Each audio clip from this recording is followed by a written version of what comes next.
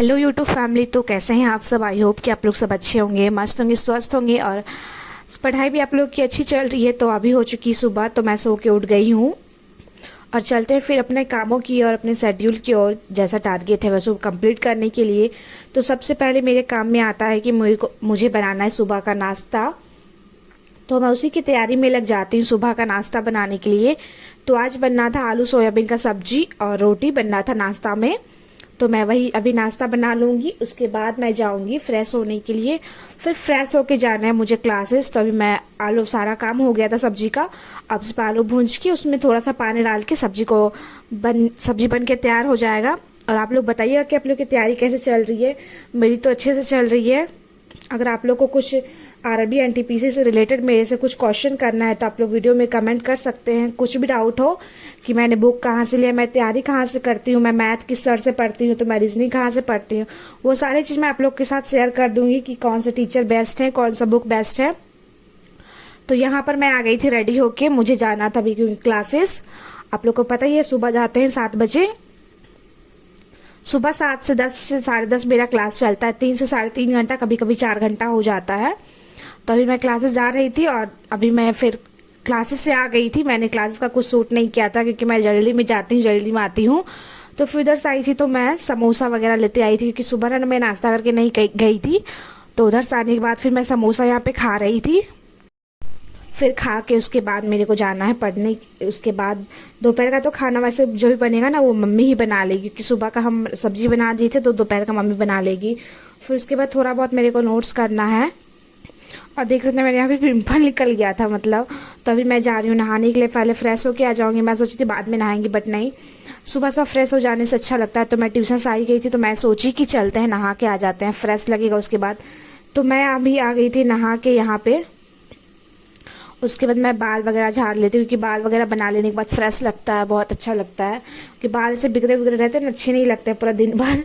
तो मैं नहा के आई तो मैं सोची कि बाल वगैरह बना लेते हैं। और ये मेरा पिंपल जो वो जा ही नहीं रहा, पता नहीं मैं क्या करूँ इस पिंपल का, समझ में ही नहीं आ रहा।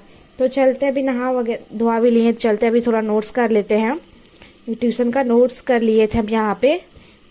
1 घंटे तक मैंने अपना नोट्स पहले कंप्लीट किया। फिर उसके बाद मैं उसी नोट्स में जो जो लिखाया गया था मैं वही सबको याद कर रही थी। जीके जीएस का था, जो जीएस का डेली क्लासेस होता है, जीके जीएस करंट अफेयर्स जो भी होता है सारा, तो मैं यहाँ पे उसी को याद कर ले रही थी, मतलब पढ़ ले रही थी। 2-3 बार पढ़ूंगी तो याद हो जाएगा। एक बार लिखती हूँ ट्यूशन में, एक बार घर आके लिखती हूँ, फिर 2-3 बार से पढ़ लेती हूँ ना तो याद हो जाते हैं।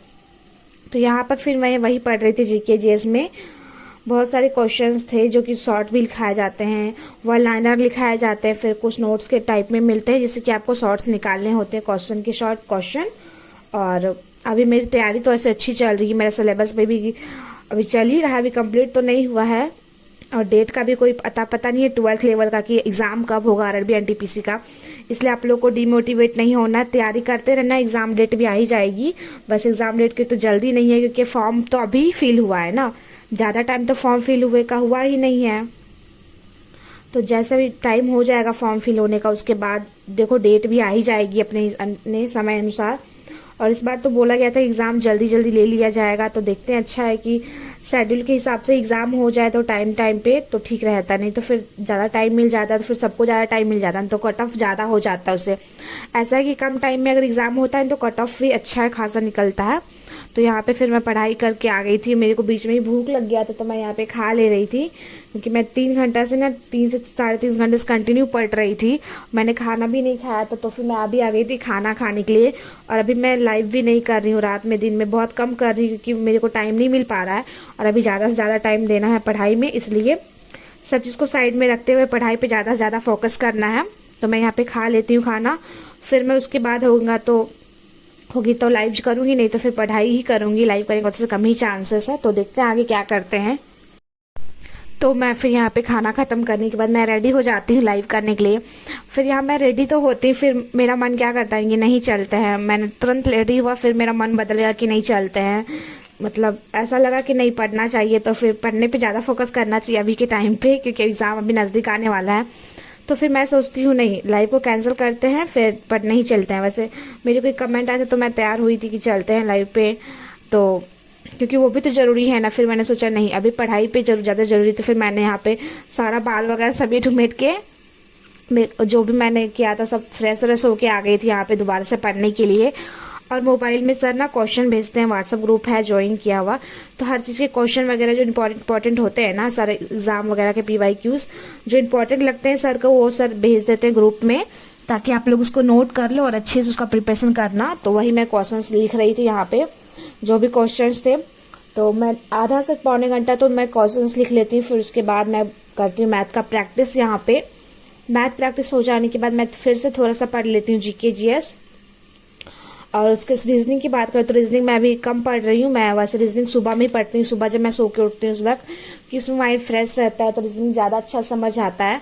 तो मैं सुबह ही रीजनिंग पढ़ती हूँ। पहले ना मैं मैथ भी सुबह ही पढ़ती थी, बट अभी क्या है ना कि मैथ ज़्यादा से ज़्यादा पढ़ना पड़ रहा है, तो मैं सुबह ही मैथ पढ़ती हूँ और दिन में भी जब मुझे टाइम मिलता है तब मैं मैथ पढ़ लेती हूँ।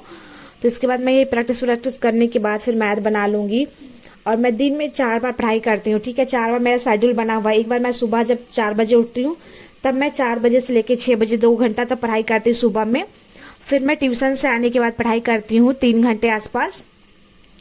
फिर उसके बाद करती हूँ एक बार रात को, जैसे कि अभी आप लोगों ने देखा अभी कर रही हूँ, अभी कंटिन्यू मेरा चलेगा। तो 3 से 4 बार मेरा शेड्यूल बना हुआ है कि हाँ 3 से 4 बार दिन में पढ़ना ही है।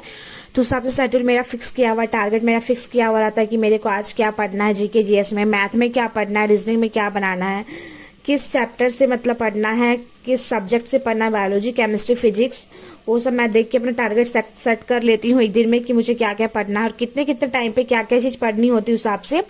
तो आप लोग भी इसी हिसाब से टारगेट ना फिक्स करके पढ़ा कीजिए, तो आप लोग को दिक्कत नहीं होगी कि क्या पढ़े क्या नहीं पढ़े। बहुत लोगों को ये प्रॉब्लम हो जाती है ना, क्योंकि समझ में नहीं आता है क्या पढ़ना चाहिए क्या नहीं पढ़ना चाहिए, तो वो बहुत परेशान हो जाते हैं। इसलिए आप लोग पहले है कि आप लोग अपना टारगेट फिक्स कीजिए कि मुझे आज ये कंप्लीट कर लेना है। नहीं तो अपने से टारगेट बनाइए, तो अपने भैया दीदी को बोलिए कि वो टारगेट सेट कर देंगे। मैं अपना टारगेट खुद से ही सेट करती हूँ। अगर आप लोग को भी चाहिए मेरा सेट किया हुआ टारगेट कि आप लोग को भी हेल्प हो जाए, तो आप लोग मेरे को कमेंट कर सकते हैं। मैं अपना टारगेट आप लोग के साथ शेयर करूंगी कि मैं कैसे टारगेट सेट करती हूँ। आप लोग कमेंट कीजिएगा तो ही मैं शेयर करूंगी, ये बात है। क्योंकि आप लोग को मेरा टारगेट समझ में आएगा कि नहीं समझ में आएगा क्या पता, सबका अपना अपना टारगेट होता है ना। तो मैं अपना काम वगैरह क्लास वगैरह सब चीज रख के ही टारगेट बनाती हूँ, वैसे जो भी होता है।